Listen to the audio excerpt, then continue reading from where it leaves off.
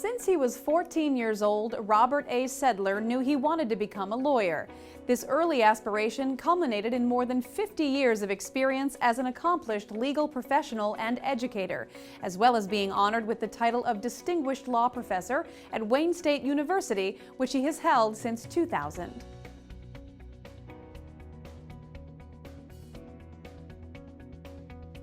Always hardworking and analytical, Mr. Sedler prepared for his illustrious career by attending the University of Pittsburgh, where he earned a Bachelor of Arts in 1956, and then the University of Pittsburgh School of Law, obtaining a Doctor of Jurisprudence in 1959.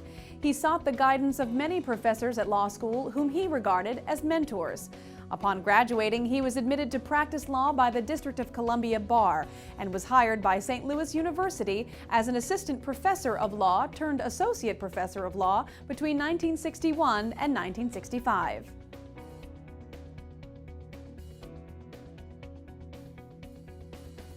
In the midst of this role, he also served as an associate professor of law and assistant dean at Addis Ababa University in Ethiopia from 1963 to 1966. He then advanced from an associate professor of law to a professor of law at the University of Kentucky between 1966 and 1977, at which point he began teaching law at Wayne State University, where he remained for the rest of his career. From 2000 to 2005, the institution appointed him as Gibbs Chair of Civil Rights and Civil Liberty, and he served as president of the university's Academy of Scholars from 2007 to 2008.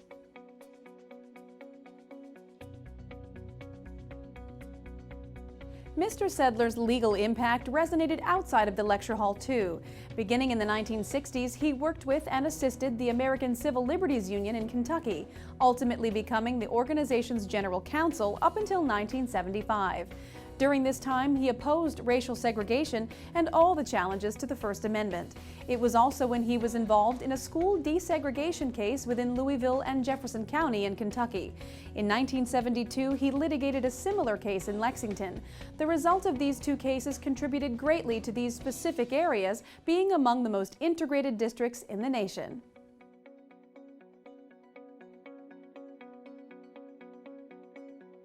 One of the things he has cherished most in his work has been the ability to influence his students.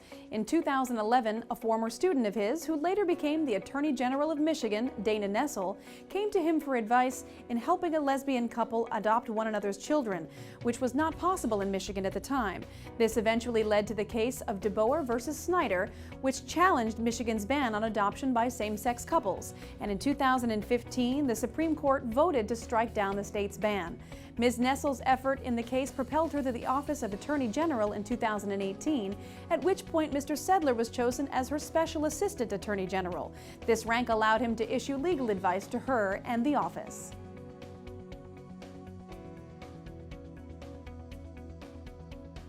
Over the course of his career, Mr. Sedler has written numerous essays and articles on civil rights law and the First Amendment for professional law journals and other publications. He has also authored several law-related books, including Ethiopian Civil Procedure in 1968, The Sum and Substance of Conflict of Laws in 1987, Across State Lines, Applying the Conflict of Law to Your Practice in 1989, and Constitutional Law in the United States in 2017. He has also contributed as a longtime member of the American Bar Association, the American Association of University Professors, the Order of the Coif, and Phi Beta Kappa.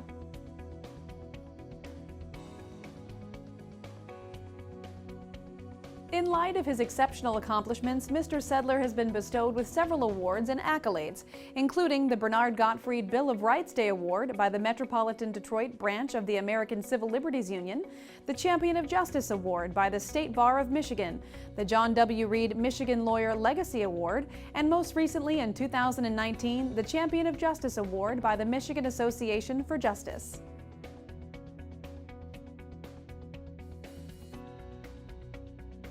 Looking back on his expansive career, Mr. Sedler attributes his success to his individual values, an ability to think and analyze, hard work, a deep respect for others and their different viewpoints, and his love of interacting with people on an intellectual level. Looking toward the future, he plans to be fully retired in July 2021 and spend quality time with his wife of 60 years, Roseanne Friedler Sedler, along with their 2 children and 4 grandchildren.